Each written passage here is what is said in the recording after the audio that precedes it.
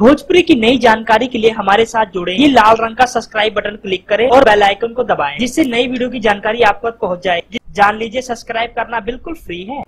Superstar अभिनेता Dinesh Lal Yadav Nirahua Bhojpuri industry के सबसे सुपरस्टार माने जाते हैं, यानी सबसे बड़े सुपरस्टार कहे जाते हैं। उनकी एक फिल्म है जो कि लंदन में शूट होने वाली है, उसका नाम है निरहुआ चले लंदन।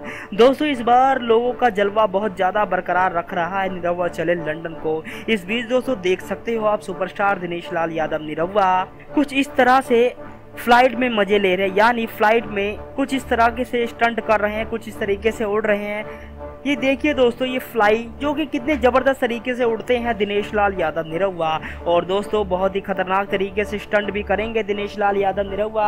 आप देख सकते हो कितने मस्त तरीके से उड़ रहे हैं और कितने मस्त तरीके से इनका रुतबा बरकरार रहेगा सुपरस्टार दिनेश लाल यादव निरहुआ का। दोस्तों हेलीकॉप्टर से उतरते हुए कितने ज़बरदस्त लग रहे हैं, इसके हिसाब से अंदाज़ा लगाया जा रहा फिल्म ऑल टाइम ब्लॉकबस्टर बनेगी। क्या आपको लगता है या नहीं, नीचे कमेंट करके बताएं। धन्यवाद।